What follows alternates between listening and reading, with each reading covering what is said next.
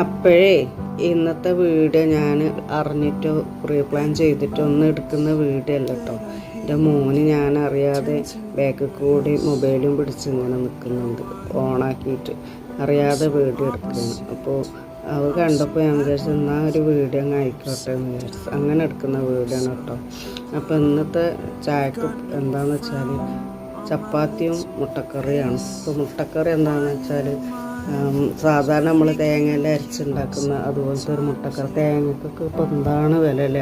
ഇപ്പോൾ തേങ്ങ ഇല്ലാതെ തന്നെ ഉണ്ടാക്കുന്ന ഒരു മുട്ടക്കറിയാണ്, സിമ്പിളാണ്.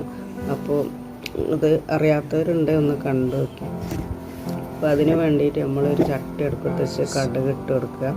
അതിന് മുമ്പേ നമ്മൾ തക്കാളിയും മുട്ടേൻ്റെ ആ മഞ്ഞക്കരു കൂടി പേസ്റ്റാക്കി അരച്ച് വെക്കണം. അത് കഴിഞ്ഞ് ഇതാ കടുക് വറുത്ത് ഇഞ്ചിയും വെളുത്തുള്ളിയും ഇഞ്ചി ഇല്ലായിരുന്നു കേട്ടോ, അപ്പോൾ വെളുത്തുള്ളി മാത്രമേ ഇട്ടുള്ളൂ.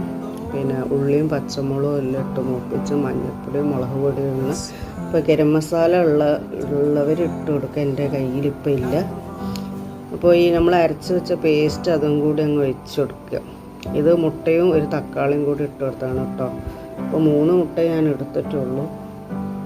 അപ്പോൾ കുറച്ച് ഇന്നലത്തെ ബാക്കി ചിക്കൻ കറി ഉണ്ട്. അപ്പോൾ ചെറിയൊരു കറി മതി എന്ന് വിചാരിച്ച് കുറച്ചേ ഉണ്ടാക്കണുള്ളൂ. അപ്പോൾ ഉപ്പ് ഇട്ട് കൊടുക്കുക, നല്ലോണം ഇളക്കി കൊടുത്ത് വരിക. തിളച്ചതിൻ്റെ ശേഷം നമ്മൾ ഈ ആ മുട്ടേൻ്റെ ആ മഞ്ഞക്കരു നമ്മൾ അരച്ചിന് ബാക്കിയുള്ള മുട്ട അല്ലേ വെള്ള സാധനം പൊയിഞ്ഞ് അത് നല്ലോണം ചെറുതാക്കി അരിഞ്ഞിട്ട് ഇതിലേക്ക് ഇട്ട് കൊടുക്കുക. ഇത്രയേ ഉള്ളൂ, സിമ്പിളാണ്. അപ്പോൾ എല്ലാവരും ഒന്ന് ട്രൈ ചെയ്ത് നോക്കണം.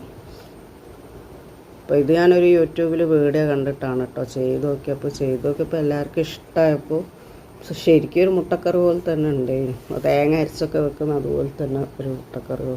അപ്പോൾ എപ്പോൾ ഇടയ്ക്കിടയ്ക്ക് ഇത് ഉണ്ടാക്കാറായി.